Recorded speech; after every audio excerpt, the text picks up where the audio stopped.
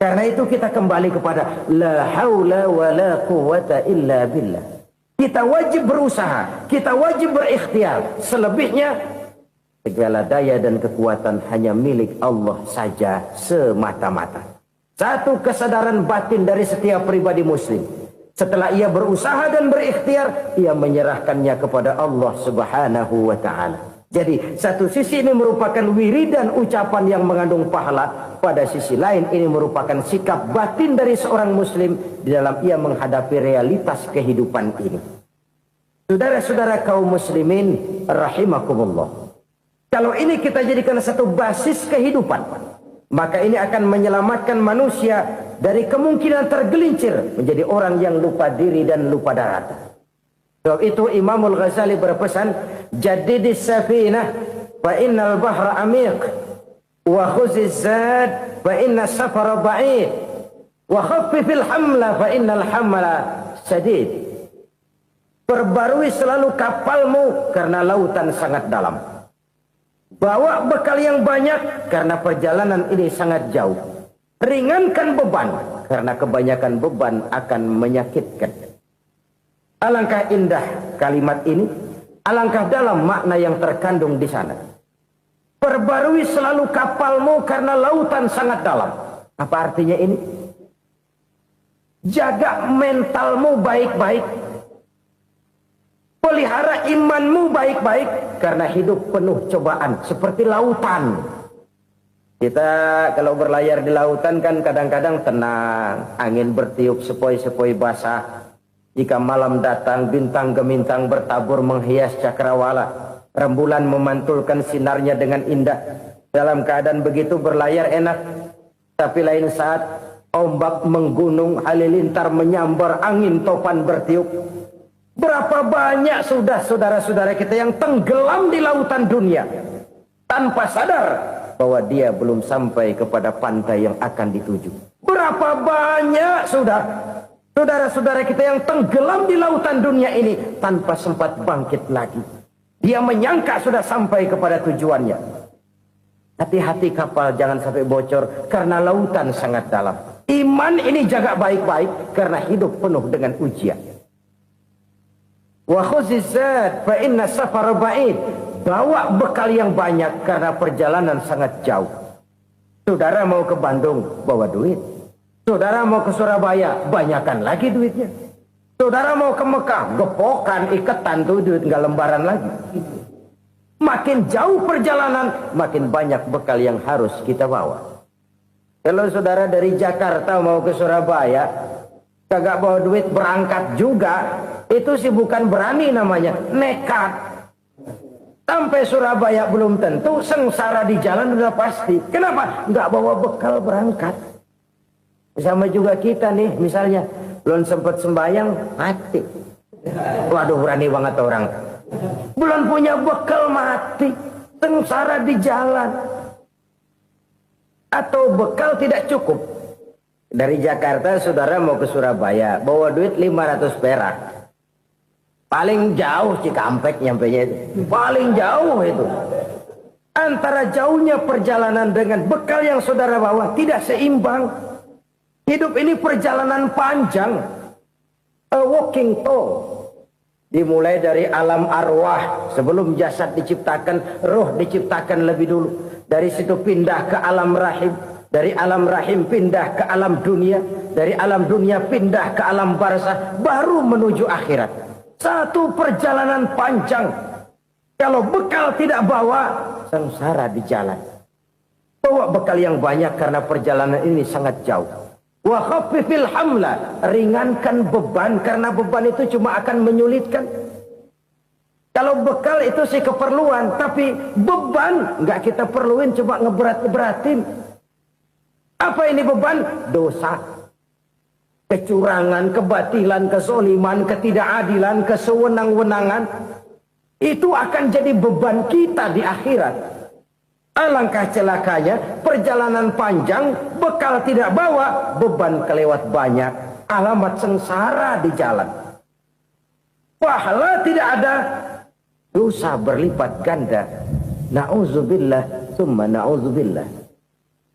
Kalau kita rangkum nasihat Al-Ghazali dengan kisah si konglomerat tadi, kita akan mengambil kesimpulan. Pertama, bekal terbaik dalam menghadapi gejolak kehidupan ini tidak lain adalah iman. Yang kedua, pahala dan dosa. Dua hal kontroversial. Pahala adalah bekal, dosa adalah beban. Tapi kita sekarang kan tidak begitu terangsang kepada yang abstrak. Orang berlomba mencari yang konkret-konkret saja. Yang real. Kalau memang dosa, benjol dong. Kira-kira begitu. Kira-kira begitu. Persis orang Yahudi dulu. Orang Yahudi itu kan pernah minta kepada Nabi Musa. Ya Musa, lan nu'mina laka hatta narallaha jahrah. Musa, kami nggak bakal mau beriman kepada Allah kalau belum kami lihat Allah ada nongkrong di depan kami. Kalau memang Tuhan ada, taruh dong di depan kami. Mau yang konkret-konkret saja. Kalau memang dosa, benjol dong. Kalau memang pahala, berasa dong. Orang terangsang kepada yang real, yang konkret-konkret saja. Karena itu, untuk mengejar dosa, orang mau bayar. Tapi untuk mengejar pahala, walaupun tidak bayar, orang segan. Ini yang dikatakan oleh Nabi, kamu mengharapkan ke surga, tapi kamu berat melaksanakan sesuatu yang bisa membawa kamu ke surga. Kamu ingin jauh dari neraka, tapi tiap saat kamu lakukan perbuatan-perbuatan yang justru menjerumuskan kamu ke neraka. Idda'aitum an-najata minan nar wa ramaitum fiha anfusakum. Kamu ingin selamat dari neraka, tapi kamu lemparkan diri kamu ke neraka. Kamu ingin masuk surga, tapi berat sekali kamu melakukan perbuatan-perbuatan yang bisa menyampaikan kamu di surga. Saudara-saudara kaum muslimin, rahimakumullah. Jadi hal keempat yang merupakan perbendaharaan surga adalah la haula wa la quwwata illa billah. Satu sisi ini merupakan ucapan yang memperberat timbangan akhirat. Pada sisi lain ini merupakan sikap hidup seorang muslim. Kesadaran batin yang sangat dalam bahwa tidak ada daya dan kekuatan kecuali Allah. Dan itu kita simbolkan pada saat memulai pekerjaan dengan Bismillah. Dengan menyebut nama Allah. Satu kesadaran moral. Saya hanya bisa melakukan ini karena diberikan daya dan kekuatan oleh Allah. Lahirlah sikap tawadu, rendah hati, tidak melonjak menjadi angkuh dan sombong. Saudara-saudara, sampai sini dulu jumpa kita kali ini. Semoga 4 perbendaharaan surga ini dapat kita lakukan, yang kelak akan merupakan bekal kita di kemudian hari nanti. Amin ya rabbal alamin. Bapak-bapak, ibu-ibu, saudara-saudara kaum muslimin rahimakumullah. Di dalam kehidupan kita sebagai seorang muslim, minimal 5 kali dalam sehari semalam kita mendengar seruan untuk mendirikan solat yang disebut azan. Ada kalimat menarik di dalam kalimat azan itu, yakni seruan hayya 'alal falah, marilah menuju kepada keberuntungan, marilah meraih kemenangan.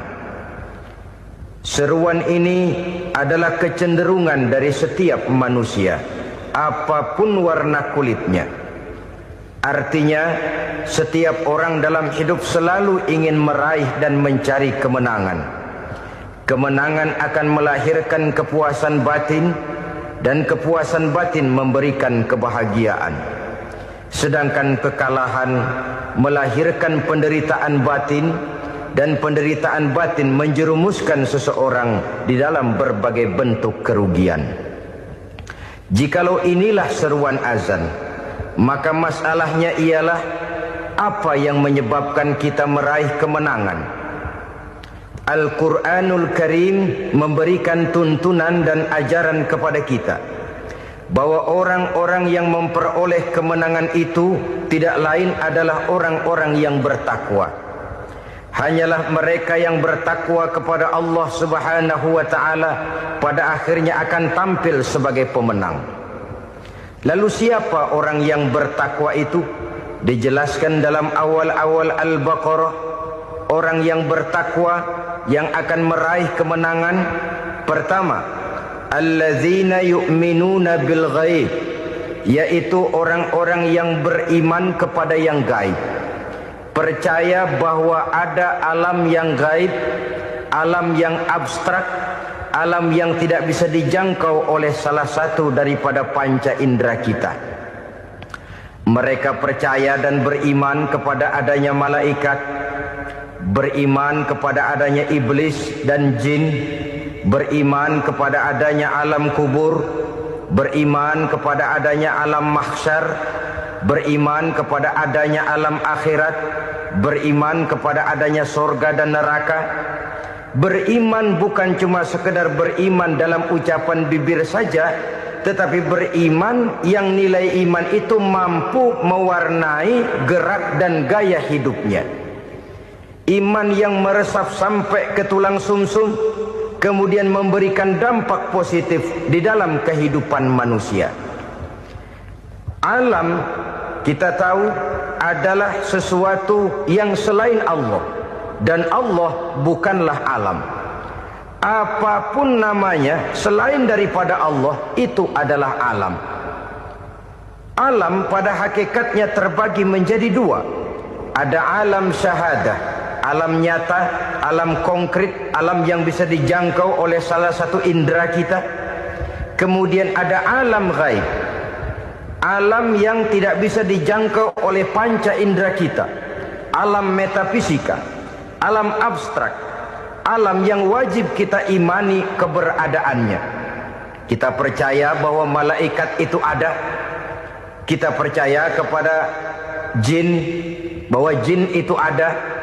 Kita percaya kepada adanya iblis dan setan. Bukan percaya kepada iblis dan setannya, percaya bahwa iblis dan setan itu ada. Itu termasuk salah satu daripada sifat orang yang bertakwa kepada Allah. Saudara-saudara kaum muslimin rahimakumullah, kecenderungan pembangunan yang lebih bersifat materialistis biasanya menggeser aspek kehidupan rohani. Orang berpikir empiri, dan dalam pola pikir yang demikian, maka alam gaib tidak lagi mendapat perhatian. Aspek kehidupan yang bersifat rohaniah malah mulai ditinggalkan. Akibatnya terjadilah kepincangan di dalam kehidupan kita. Pernah ada satu pengalaman pribadi. Dalam perjalanan kembali ke tanah air, dalam pesawat di sebelah kanan saya duduklah seorang Jerman, namanya Heiner Simonsen. Iseng saya ajak kenalan, saya ajak ngobrol, saya tanya dia. Saya bilang, Mas Heiner ini, kalau pesawat yang kita tumpangi ini jatuh ke bawah, kira-kira apa yang bakal terjadi, Mas? Dia bilang, kita semua akan mati. Begitu? Iya. Oke. Apa itu mati? Tanya saya. Dia bilang, untuk tahu apa itu mati, kita harus tahu lebih dahulu apa itu hidup. Saya pikir nih bule bisa ngomong juga. Baiklah, kata saya. Apa hidup menurut Anda itu? Oh, hidup itu, dia bilang, kalau seluruh anggota badan kita bekerja secara normal, paru-paru memompa darah secara normal, jantung berdetak secara normal, sel-sel tubuh bekerja secara fit, dan organisme tubuh hanya mau bekerja secara normal, dia bilang, kalau kita memberi makan yang cukup, menu yang teratur, dan gizi yang lengkap. Saya bilang, kesimpulannya apa, Ner? Dia jawab, hidup adalah dari tangan ke mulut. Life is from the hand to the mouth, kata dia. Hidup adalah dari tangan ke mulut.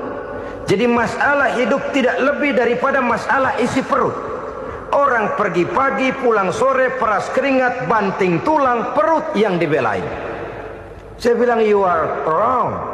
Sampean salah, Ner.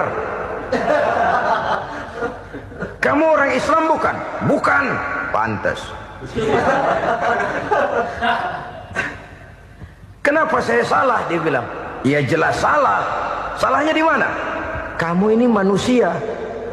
Kalau hidup cuma dari tangan ke mulut, saya bilang, kambing di kampung saya juga begitu pikirannya, Ner.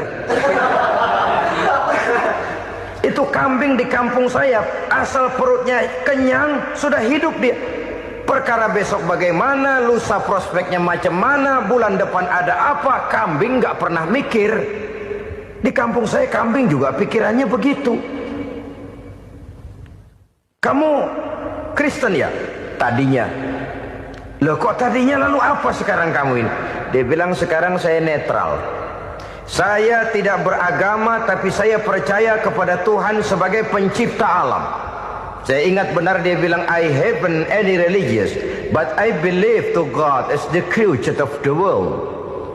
Kenapa bisa netral begitu, Ner? Habis saya bingung katanya. Islam bilang Islam baik, Kristen bilang Kristen baik, Hindu Buddha bilang Hindu Buddha baik, semua agama baik. Saya netral sekalian, nggak beragama. Yang penting saya percaya kepada Tuhan. Saya bilang, Ner, kamu ini kayak orang mau beli celana, lalu bingung. Yang satu bilang Levi's bagus, yang satu bilang Blue Jean hebat, yang satu bilang Wool England hebat. Celana ini hebat, celana itu bagus, celana ini hebat. Semua celana bagus, kamu bingung. Akhirnya netral, tidak pakai celana. Itu juga salah. Saya pikir-pikir, kemudian saya melihat bahwa dua pola berpikir Henner ini nampaknya sudah mulai menggejala di lingkungan masyarakat bangsa kita. Disadari atau tidak, secara jujur kita harus berkata, dua pola pemikiran Henner ini mulai berkembang di tengah masyarakat bangsa kita. Pertama, pola pikir materialisme. Hidup adalah dari tangan ke mulut. Masalah hidup tidak lebih masalah isi perut. Itu yang perlu dibela, dan disitulah arti kehidupan. Pergi pagi, pulang sore, peras keringat, banting tulang untuk mempertahankan perut. Kalau sudah kemari cara orang berpikir, maka buat apa percaya kepada yang gaib? Untuk apa sholat? Untuk apa puasa? Untuk apa zakat? Untuk apa menghadiri majelis taklim? Tanpa kepercayaan kepada yang gaib, hidup berjalan menurut alur empiris dan materialis. Kalau sudah ke sana cara orang berpikir, biasanya orang lalu cenderung menghalalkan segala cara. Hanyalah orang yang percaya bahwa akhirat ada. Hanyalah orang yang percaya bahwa alam kubur itu ada.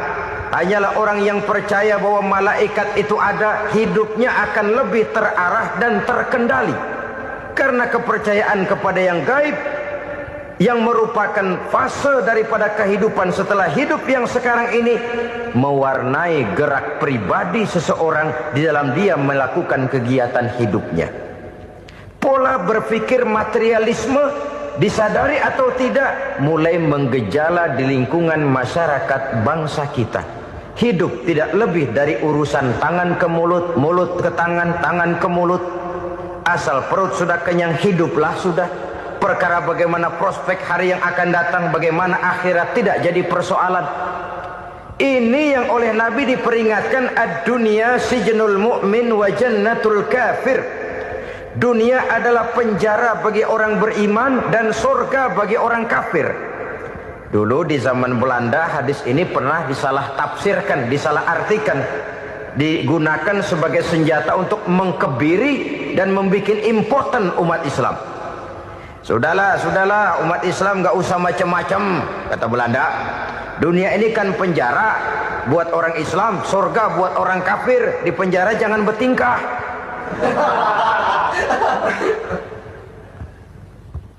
Pengertiannya tidak begitu. Dunia adalah penjara bagi orang mukmin. Artinya dalam kehidupan dunia seorang mukmin tidak bebas memperturutkan hawa nafsunya. Di penjara hawa nafsunya itu. Sebaliknya, surga bagi orang-orang kafir. Buat orang kafir, surgalah dunia ini. Mereka bebas memperturutkan hawa nafsunya. Dilarang tidak terlarang, dicegah pun tidak tercegah. Mereka hidup menurut alur bisikan nafsu mereka sendiri. Kemudian bila ajal datang, maut merenggut nyawa, selesailah surganya sampai di situ. Maka bagi orang-orang yang tidak percaya kepada adanya akhirat, kepada adanya alam gaib, surganya sebatas umurnya. Sekali lagi, surganya sebatas umurnya. Bila umur selesai, ajal pun datang merenggut nyawa, selesailah sudah surganya sampai di situ. Alangkah pendeknya perjalanan orang-orang yang tidak percaya kepada alam gaib ini. Bagi kita mukmin, jikalau kita mampu memenjarakan hawa nafsu, kita bisa bahagia di dunia ini. Dan Islam memang tidak menyuruh kita sengsara di dunia. Raih dunia, kejar dunia, gapai dunia sebagai alat untuk mencapai kebahagiaan di akhirat nanti. Hidup adalah satu perjalanan panjang yang terbentang sejak kita terlahir dari alam rahim sampai kepada alam akhirat nanti. Andai kata kita gagal meraih kebahagiaan di dunia, toh kita masih punya akhirat. Tapi jangan jadi dalil yang melemahkan semangat. Biarin dah kita di dunia kebelangsak, yang penting akhirat. Akhirnya dunia benar-benar kebelangsak. Bagaimana dunia ini bisa kita raih, dan bagaimana meraih dunia untuk menunjang kepentingan akhirat nanti. Yang kedua, dari pikiran Heiner yang saya lihat menggejala di lingkungan masyarakat bangsa kita, timbulnya manusia-manusia netral. Seolah-olah Tuhan yes, agama no. Sama Tuhan percaya, agama ogah. Tuhan ngangguk, giliran agama godeng. Padahal hampir dalam setiap ayat dalam Quran, kata-kata amanu biasanya bergandeng dengan wa amilus sholihat. Iman dan amal soleh. Ini sebagai isyarat Tuhan dan agama jangan pernah dipisah-pisah. Apabila kita bertuhan, maka kita harus beragama. Apabila kita beragama, maka agama itu harus bersumberkan dari Tuhan yang kita imani itu. Tidak mungkin kita pisah, Tuhan yes, agama no. Sama Tuhan percaya tapi agama bikin sendiri. Sembayangnya cukup bengong 2 jam madep ngulon.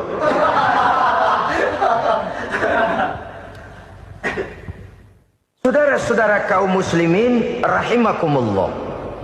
Jadi dengan demikian, agama yang kita akui merupakan unsur mutlak di dalam pembangunan sekarang ini, merupakan bagian dari kehidupan yang menuntun kita bahwa di balik alam nyata ini, di balik alam syahadah ini ada alam gaib.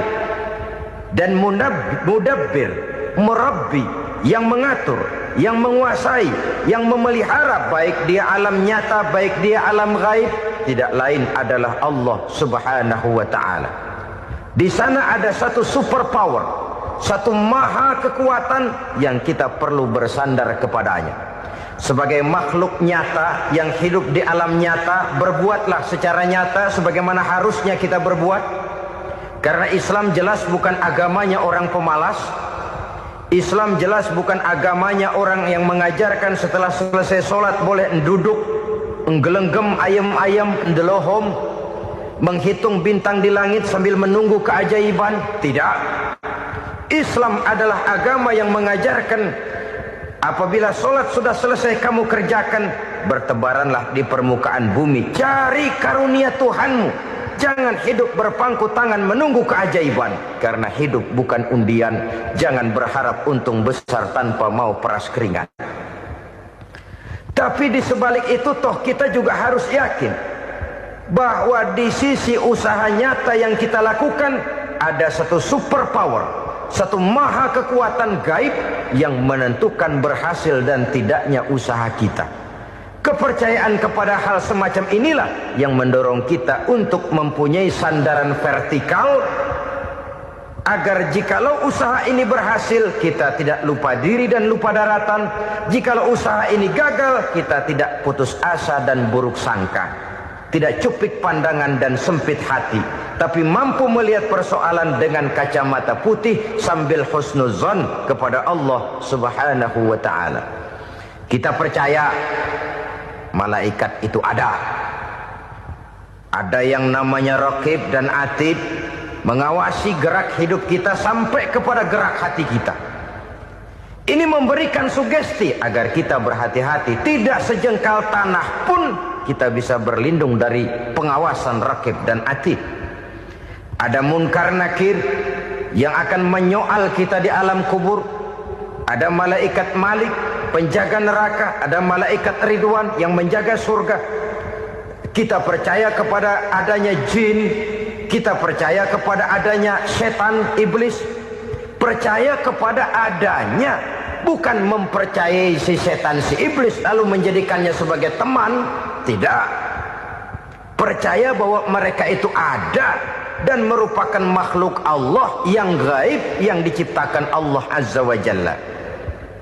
Kepercayaan kepada alam gaib memberikan motivasi terhadap gerak lahir manusia, sehingga dengan motivasi kepercayaan kepada yang gaib, gerak lahir jadi lebih terarah, jadi lebih terpelihara. Pernah seseorang bertanya, "Pak, apakah adanya akhirat bisa dibuktikan secara ilmiah?" Saya bilang tidak bisa, tidak bisa.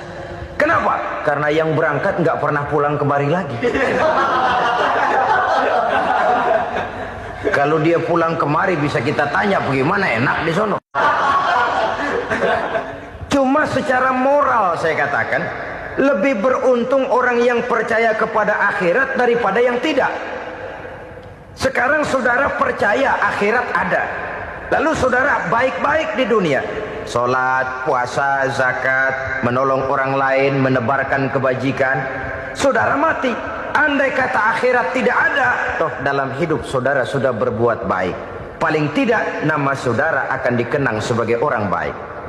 Sebaliknya, saudara percaya, kata saya, bahwa akhirat tidak ada, lalu hidup semau-maunya, tenggelam dalam maksiat dan munkarat, menentang Allah, tidak mau ruku dan sujud. Lalu saudara mati, kemudian akhirat ada. Ayo, mau apa? Bekal tidak punya. Jadi secara moral lebih beruntung orang yang percaya kepada adanya akhirat daripada yang tidak percaya. Dan itu alam gaib yang tidak bisa dibuktikan secara eksat. Jangankan untuk membuktikan seperti itu, dalam kehidupan sehari-hari saja yang kita rasakan tidak selalu berbentuk toh. Angin, bagaimana sih bentuknya angin? Kita tidak tahu. Merah, buktinya kalau dikerok merah. Yang merah itu kulit, yang kulit kita bukan anginnya. Sakit, rasa sakit itu ada, tapi bagaimana bentuk sakit kita nggak pernah tahu. Kalau kita makan cabai pedas, bagaimana bentuk pedas itu tidak ada, tapi rasa ada. Bentuk pedas hijau, cabainya bukan pedasnya. Tidak semua yang kita rasakan bisa kita gambarkan dalam bentuk yang konkret. Oleh karena itu, sekali lagi bahwa kepercayaan kepada alam yang gaib mampu memberikan satu sugesti yang menata kehidupan seseorang lebih lurus, lebih terarah, dan lebih terkendali. Maka wajar kalau kepercayaan kepada yang gaib mengantarkan seseorang untuk meraih kemenangan. Kenapa? Dia percaya kepada yang gaib, bahwa akhirat ada, bahwa alam kubur ada, bahwa pertanggungan jawab itu ada. Maka dia lalu tidak hidup saenae udele dewe, gitu loh. Tidak hidup menurut seleranya sendiri, terarah, teratur. Ini cirinya yang pertama. Orang bertakwa yang akan meraih kemenangan, mereka beriman, mereka percaya kepada yang gaib. Bahkan hal-hal konkret saja selalu berangkat dari yang gaib. Saudara-saudara, para remaja, para pemuda sekarang ini tidak pernah tahu toh siapa yang akan jadi teman hidup saudara. Kita bisa saja ngerancang, mentargetkan, tapi toh akhirnya yang namanya jodoh bukan kekuasaan kita. Rezeki di luar kemampuan kita. Begitu juga ajal. Maut, jodoh, ajal adalah contoh-contoh konkret bahwa pada akhirnya yang gaiblah yang menentukan. Bertahun-tahun ngelancong, emang jodoh seret, nggak jadi.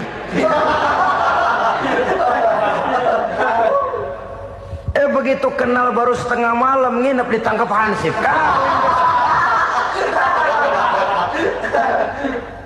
hal-hal semacam itu.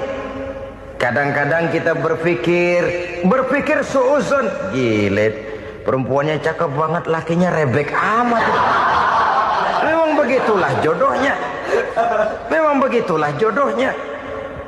Saudara hadirin ma'asyiral muslimin yang saya hormati, jadi hal-hal yang konkret saja kita yakini sepenuhnya ditentukan oleh satu superpower yang gaib itu tadi. Dari sanalah segala ketentuan itu berangkat dan kesanalah segalanya akan kembali. Maka kepercayaan kepada yang gaib meluruskan gerak hidup seseorang dan itu akan mengantarkan dia kepada meraih kemenangan. Satu. Yang kedua, wa yuqimuna shalah. Orang bertakwa yang akan meraih kemenangan itu adalah orang-orang yang mendirikan sholat.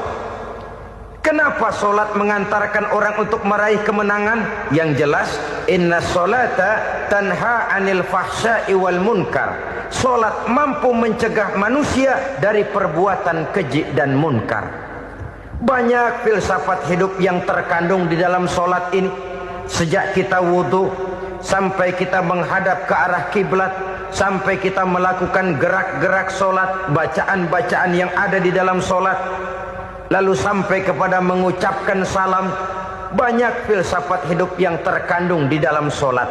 Umpamanya saja, setelah takbiratul ihram mulai kita dengan sholat dalam posisi berdiri, diajarkan dalam kitab-kitab fikih agar kita melihat ke arah tempat sujud. Ini kan filsafat kehidupan. Kalau kamu sholat dalam posisi berdiri, lihat tempat sujud. Jangan sholat mata jelalatan, sebab nanti bisa mengurangi kekhusyuan. Jadi wajar kalau yang dikatakan bahwa yang paling afdol adalah shaf yang di depan. Kenapa? Secara harfiah pengertiannya akan lebih mengundang kekhusyuan. Kenapa? Kalau kita di shaf paling depan, di masjid umpamanya paling banter kita lihat tembok. Tapi kalau kita shaf di tengah atau di belakang, orang-orang di depan kita pun akan kelihatan. Yang bajunya loreng, yang bajunya genggang, yang bajunya macam-macam. Kita lihat, kadang-kadang kita pikirin, ada yang bajunya bolong. Kita sholat tapi dalam hati, nih orang bajunya robek yang nggak tahu apa. Ada saja hal-hal yang mengusik kekhusyuan kita. Oleh sebab itu diajarkan dalam posisi berdiri, lihat, arahkan pandangan matamu kepada tempat sujud. Ini kan filsafat kehidupan. Maksudnya apa? Kalau lagi diri lihat dong tempat sujud. Kalau udah di atas ingat dong sama yang bawah. Kalau sudah tinggi ingat dong dari mana kamu berangkat. Kalau sudah berkuasa bantu dong yang lemah. Kalau sudah kaya santuni dong yang miskin. Kalau sudah alim bimbing dong yang awam. Ini filsafat kehidupan. Dalam posisi berdiri kau lihat tempat sujud. Ini akan melahirkan kepekaan sosial di mana seseorang mau tahu kepada orang lainnya. Bagaimanapun kaya kita, tinggi pangkat dan jabatan kita, jikalau hidup hanya untuk kepentingan perut sendiri saja, rasanya belum membawa manfaat di dalam kehidupan kita. Tapi efek yang tertinggi sesungguhnya, sholat mencegah manusia dari perbuatan keji dan munkar. Perbuatan keji dan munkar walaupun kelihatannya mendatangkan uang, membawa keuntungan, tapi itu keuntungan semu, keuntungan sementara. Dengan menipu orang lain kita bisa dapat untung, tapi tidak membawa berkah. Dan itu adalah kerugian besar dalam kehidupan kita. Maka untuk meraih kemenangan harus dimulai dengan membentuk kepribadian yang tegar, memiliki sandaran vertikal yang langsung kepada Allah Subhanahu wa ta'ala. Dan itu hanya bisa kita tempuh melalui jalur ibadah formal yang sudah ditentukan Allah, yakni sholat yang 5 waktu. Untuk memperkuat itu ada sholat-sholat sunnah, rawatib, nawafil sebagai terminal-terminal kontrol cadangan untuk memelihara stabilitas temperatur batin di dalam kita berhubungan dengan zat yang maha gaib, yaitu Allah Subhanahu wa ta'ala. Orang sering bertanya, Pak, itu tetangga saya nggak sholat, duitnya nggak habis-habis, Pak.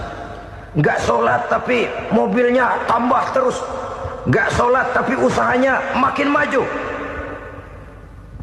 Tapi di sisi lain ada orang yang rajin sholat, rezekinya butak bener. Anaknya mana kurus, mana korengan. Saudara hadirin, ma'asyiral muslimin rahimakumullah. Harus saya katakan bahwa sholat memang bukan untuk cari duit. Sholat adalah sandaran vertikal kita kepada Allah. Sedangkan soal rezeki itu berkaitan dengan sifat Allah Maha Pengasih dan Maha Penyayang. Allah Maha Pengasih, siapapun dikasih kalau mau usaha. Allah Maha Penyayang, tidak semua orang disayang oleh Allah Azza wa Jalla. Dan belum tentu banyak harta itu merupakan nikmat. Mungkin juga istidraj. Artinya istidraj itu dikasih tapi diambulin, kalau bahasa Betawinya itu. Dikasih tapi diambulin, itu bukan merupakan nikmat sesungguhnya, lebih merupakan azab dari Allah Subhanahu wa ta'ala.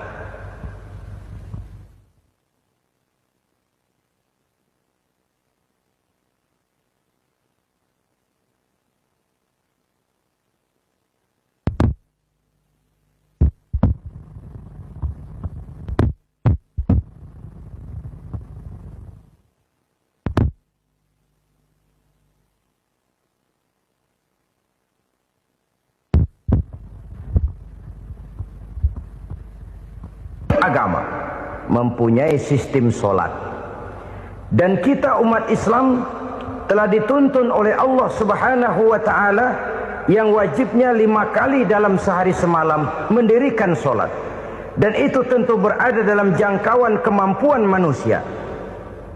Pada awalnya barangkali kita memang merasa sholat itu satu kewajiban, tapi semakin kita hayati makna, manfaat, dan filsafat yang terkandung di dalam ajaran sholat, semakin sampai kita kepada keyakinan bahwa sholat adalah keperluan kita.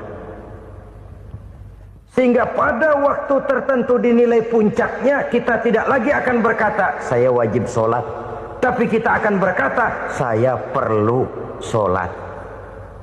Kalau kita sudah merasakan itu adalah keperluan kita, nah di sanalah kita baru akan merasakan ruginya kalau hal itu tidak kita laksanakan.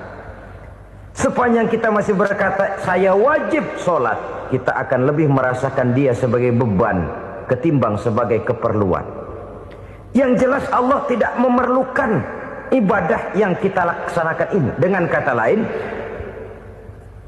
andai kata satu dunia penuh ini orang tidak ada yang sholat satu pun, Allah tidak akan turun dari jabatan Tuhan. Jangan lalu berpikir kalau kita ngambek se-RW kagak sembahyang Tuhan tekor kali ini ya. Tentu tidak. Itu perlunya kita, bukan perlunya Allah. Dan pada induknya kita akan berkata saya perlu agama. Kalau secara induk kita sudah memerlukan agama, maka konsep-konsep yang ada di dalam ajaran agama itu pun adalah juga merupakan keperluan kita. Baik dia bernama sholat, baik dia bernama puasa, baik dia bernama zakat, baik dia bernama haji, seluruhnya adalah keperluan kita. Dan sesuatu yang kita perlukan apabila tidak kita laksanakan akan melahirkan kerugian di dalam kehidupan. Jangan heran kalau kita membaca riwayat perjalanan hidup para salafus soleh, orang-orang soleh. Ada yang tahajud sampai 100 rakaat, ada yang sholat malam kakinya sampai bengkak.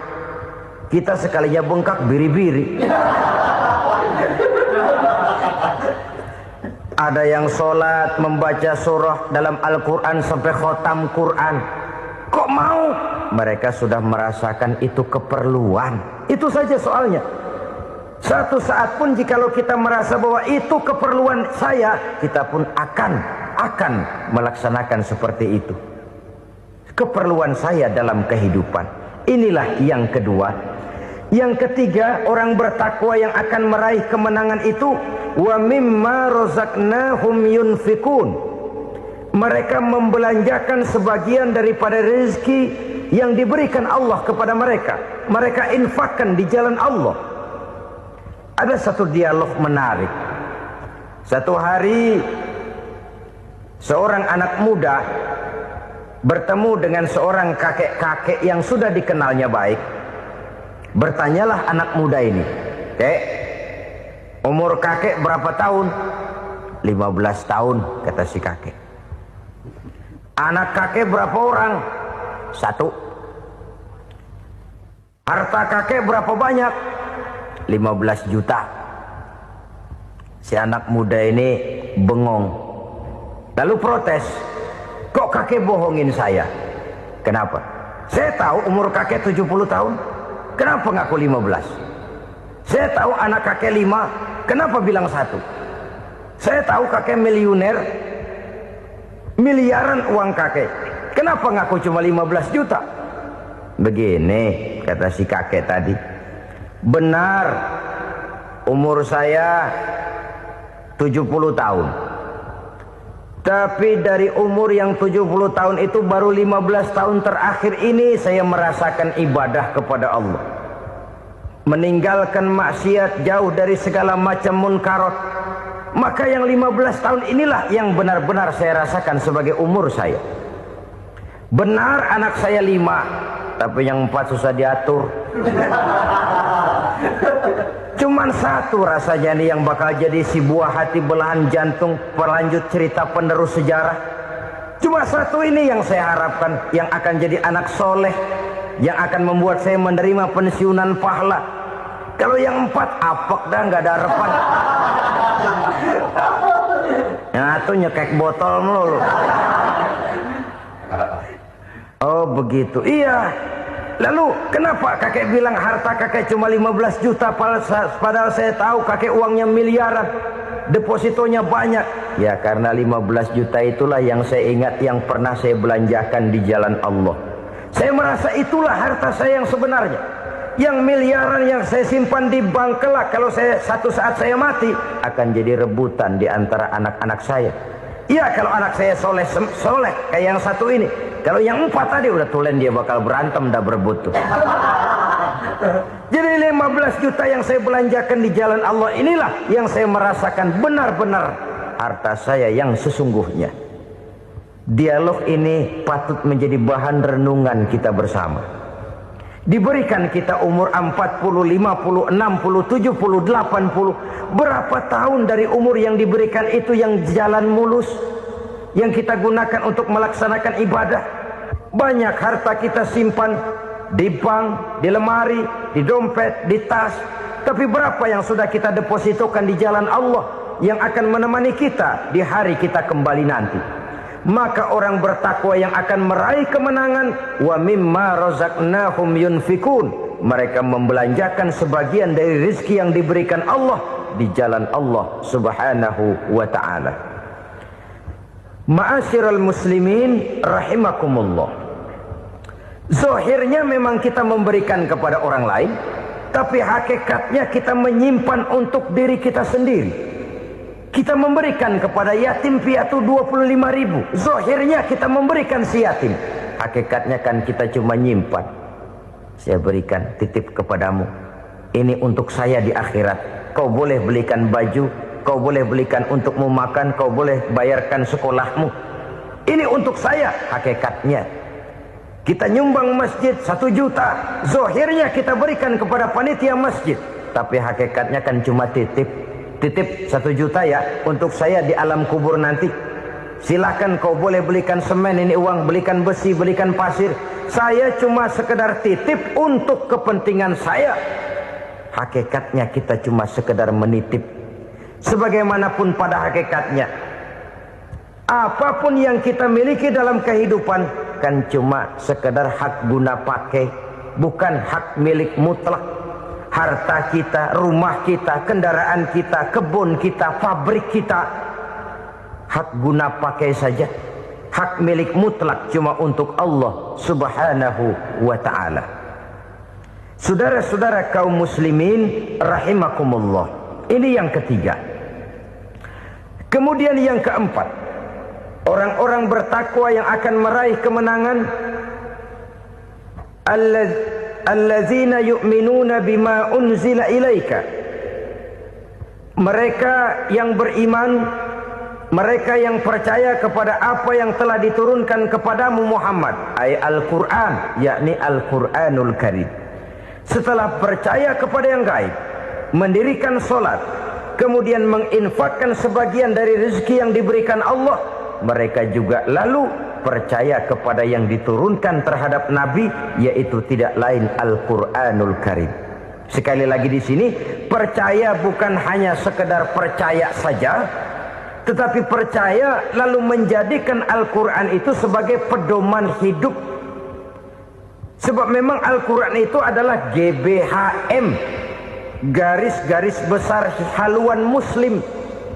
Apa yang harus kita lakukan, apa yang harus tidak kita lakukan, bagaimana mestinya kita bertingkah laku dan berbuat, seluruhnya tercantum di dalam Al-Quranul Karim. Itu sebabnya ketika satu hari Aisyah ditanya bagaimana akhlak Rasul, beliau menjawab, kana Rasulullah sallallahu alaihi wasallam khuluquhul Quran. Akhlak daripada Rasulullah tidak lain adalah Al-Quran. Jawaban simpel ini memberikan gambaran bahwa keseluruhan daripada konsepsi Quran sudah diterjemahkan dalam kehidupan Rasulullah sallallahu alaihi wasallam. Karena kita tahu akhlak adalah keseluruhan dari gerak hidup manusia. Sejak ia berpribadi, berumah tangga, bertetangga, bermasyarakat, sampai kepada berbangsa dan bernegara, Al-Quran tetap memberikan sentuhan nilainya. Oleh karenanya, orang-orang yang bertakwa adalah orang-orang yang menjadikan Al-Quran sebagai pedoman dalam kehidupannya. Dan kita yakini Al-Quran diturunkan kepada Nabi Muhammad bukan merupakan produk Nabi Muhammad. Isi dan redaksinya langsung dari Allah Subhanahu wa ta'ala. Kemudian cirinya yang kelima, orang bertakwa yang akan meraih kemenangan itu, wa ma unzila min qablika. Tidak hanya sekedar percaya kepada yang diturunkan terhadap Nabi Muhammad, yaitu Al-Quran, mereka juga percaya kepada apa yang pernah diturunkan kepada para nabi, kepada para rasul sebelum Nabi Muhammad. Percaya kepada adanya suhuf, percaya kepada adanya Taurat, percaya kepada adanya Injil, percaya bahwa Allah dahulunya sudah menurunkan Taurat kepada Musa, percaya bahwa Allah sudah menurunkan Injil kepada Isa, percaya Injil ada, Taurat ada, diturunkan Allah untuk Isa dan Musa, tetapi tidak wajib mengamalkannya karena kita sudah diberikan Al-Quranul Karim. Ini yang perlu saya garis bawahi. Kita percaya Allah telah menurunkan Injil dahulu kepada Isa. Kita percaya bahwa Allah telah menurunkan Taurat dahulunya kepada Nabi Musa. Kadang-kadang ini dijadikan dalih, dikacaukan pengertiannya. Quran saja mengajarkan bahwa orang yang bertakwa harus percaya kepada Injil, maka pakailah Injil. Apalagi kalau ayat sebelumnya ditilap, dihapus, dihilangkan, Injilnya yang ditekankan, maka akan terjadilah penekanan yang salah arah. Karena salah arah akhirnya bisa merusak dan menghancurkan akidah. Ketika Rasul suatu saat pernah ditanya orang, ya Rasul, bagaimana sikap kita sebagai muslim terhadap Injil yang ada sekarang? Beliau menjawab, la tukadzibuhu jami'an wa la tusaddiquhu jami'an. Jangan didustakan seluruhnya, jangan juga dibenarkan semuanya. Artinya, ini sudah merupakan gambaran dari Rasul bahwa dalam Injil yang ada sekarang masih ada ajaran-ajaran tauhid yang dibawa oleh Nabi Isa dan diajarkan kepada umatnya. Tapi juga dalam Injil yang sekarang ini sudah terkena intervensi dan investasi manusiawi. Karena itu Rasul menyimpulkan, la tukadzibuhu jami'an wa la tusaddiquhu jami'an. Jangan didustakan semua, jangan dibenarkan seluruhnya. Kita memang percaya Allah telah menurunkan Injil kepada Nabi Isa dulu, tapi kita tidak wajib mengamalkan Injil. Kita percaya Allah telah menurunkan Taurat kepada Nabi Musa, tapi kita tidak wajib mengamalkan kitab ajaran Taurat. Yang wajib kita percayai dan kita amalkan hanyalah Al-Quranul Karim. Kenapa? Oleh karena baik yang ada di dalam Taurat, baik yang ada di dalam Injil, tentu tercakup di dalam Al-Quran sebagai kitab terakhir yang diturunkan oleh Allah Subhanahu wa Ta'ala. Dan itu wajar. Kalau seorang pejabat mau mengeluarkan satu keputusan baru, tentu dia harus meninjau keputusan-keputusan lama. Andai kata dianggap tidak berlaku, dianggap tidak relevan lagi, maka keputusan-keputusan lama itu tentu sudah dianggap tidak berlaku. Sebagian daripada aturan-aturan dalam keputusan lama yang masih dianggap relevan tercantum dalam keputusan baru yang wajib diamalkan. Begitulah hubungannya antara Al-Quran, Taurat, Zabur, dan Injil. 4 kitab samawi yang diturunkan Allah masing-masing kepada Zabur untuk Nabi Daud, Taurat untuk Nabi Musa, dan Injil untuk Nabi Isa alaihi wassalatu wassalam. Ketiga-tiga kitab itu kita percayai adanya. Kita yakini Allah telah menurunkan Zabur, Taurat, dan Injil, tapi kita tidak wajib mengamalkannya. Yang wajib kita mengamalkannya sekarang ini tidak lain hanyalah Al-Quranul Karim saja, karena ia mencakup apa yang ada di dalam Zabur, apa yang ada di dalam Taurat, dan apa yang ada di dalam Injil. Keotentikannya bisa dipertanggungjawabkan.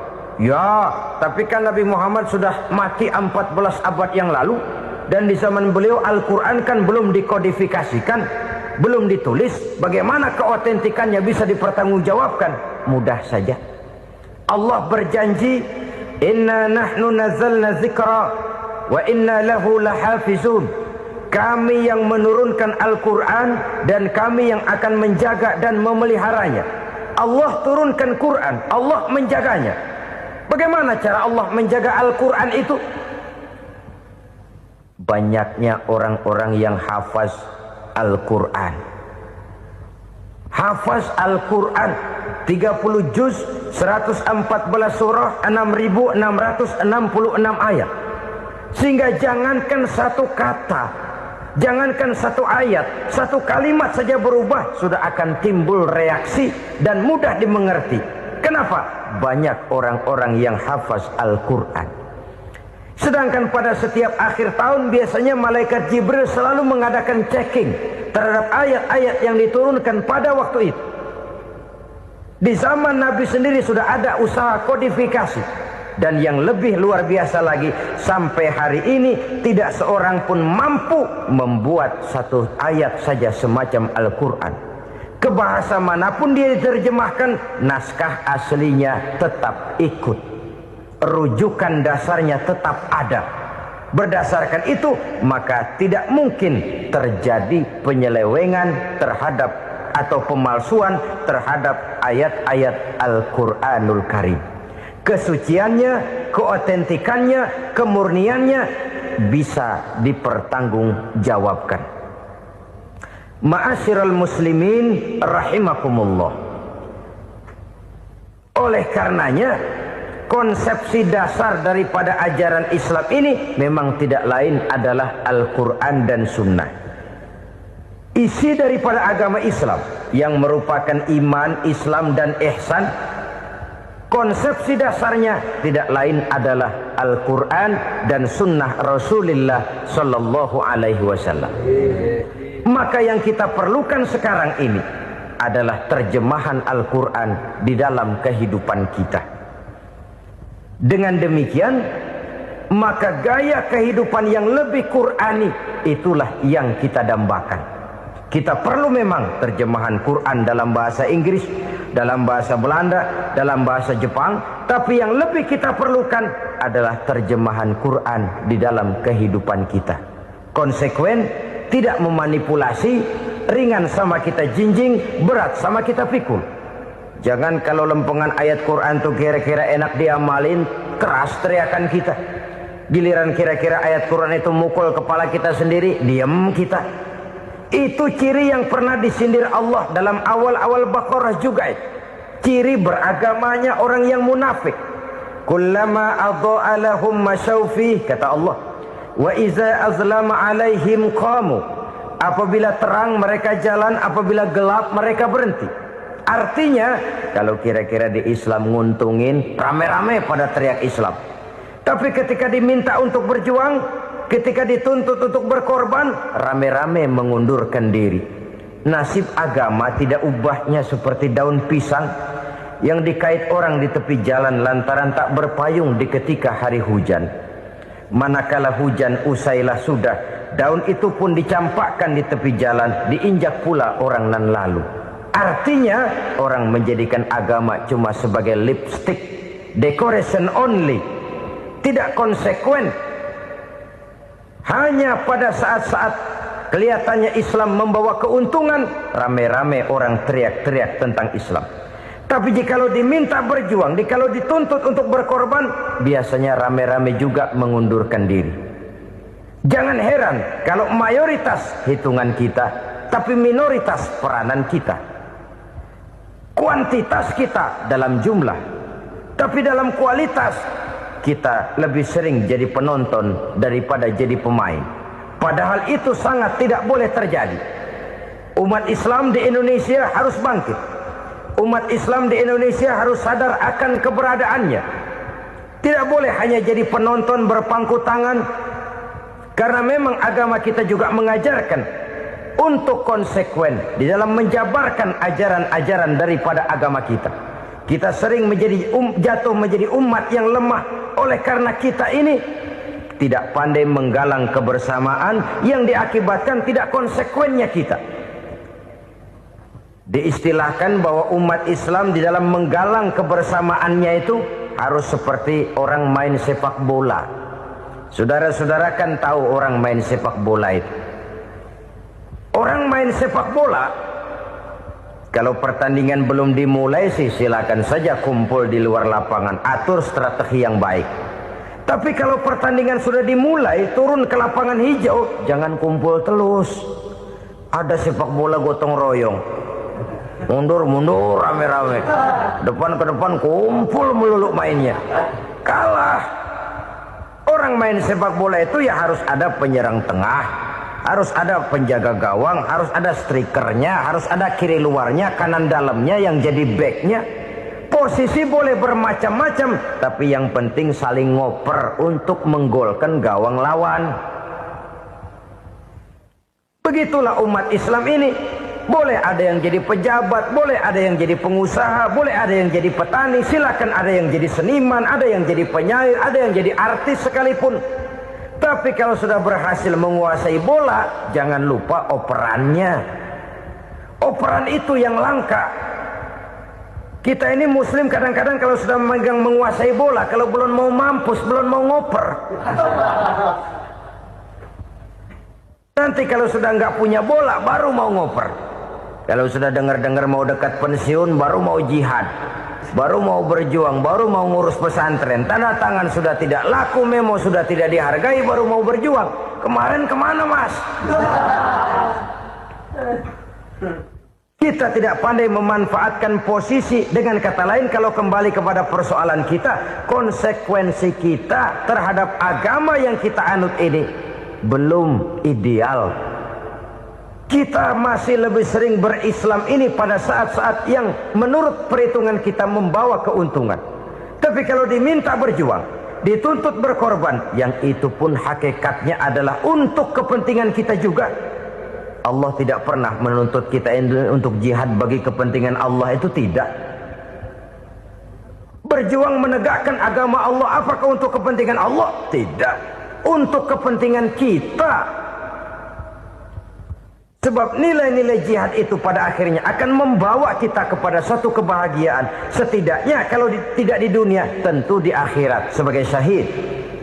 Oleh karena itu, pada bagian akhir ini saya ingin mengajak, marilah kita konsekuen.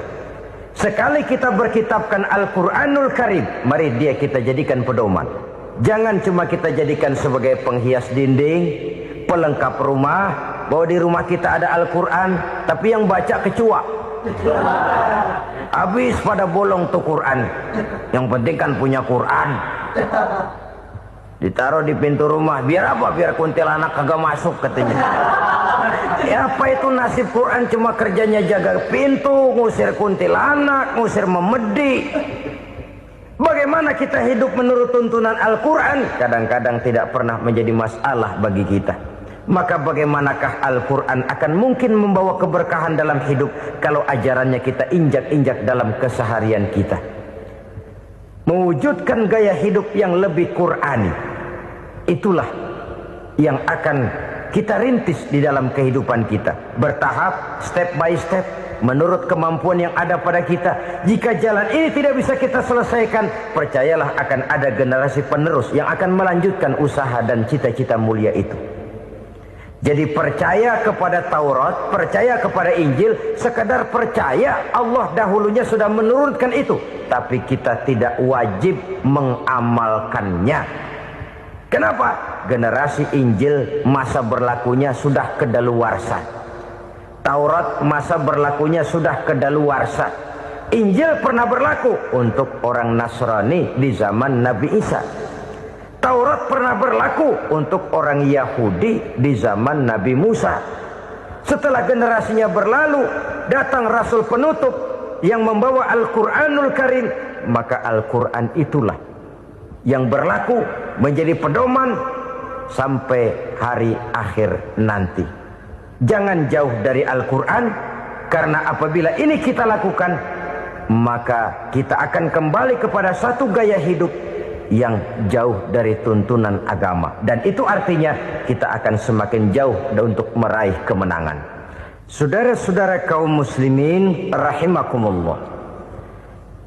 Yang keenam, yang terakhir, orang-orang bertakwa yang akan meraih kemenangan itu, wabil akhirati hum yuqinun. Mereka percaya, mereka yakin seyakin-yakinnya akan adanya hari akhir, di mana seseorang akan mempertanggungjawabkan seluruh perbuatannya di dalam hidup ini.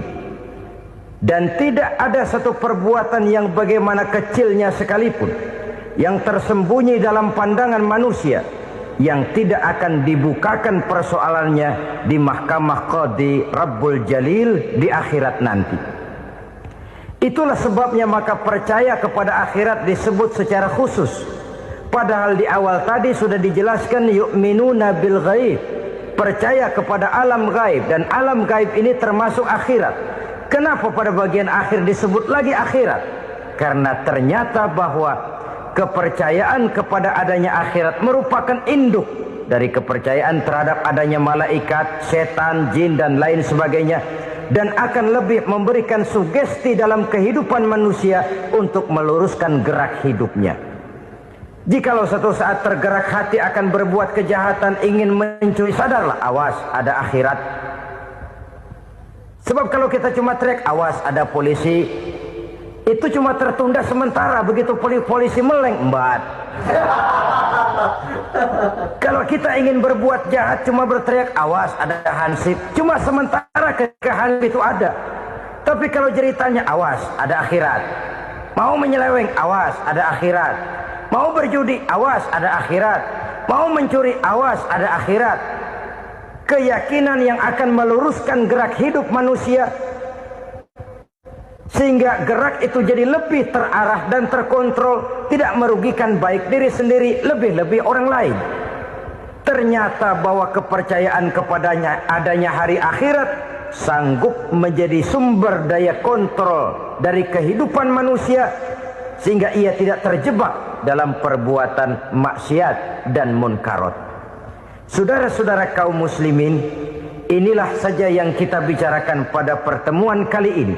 Semoga Allah subhanahu wa ta'ala memberikan kekuatan zahir dan batin kepada kita untuk dapat meraih kemenangan dengan beriman kepada yang gaib, mendirikan solat, membelanjakan sebagian dari rezeki yang diberikan Allah, percaya kepada Al-Quran, beriman kepada kitab-kitab yang diturunkan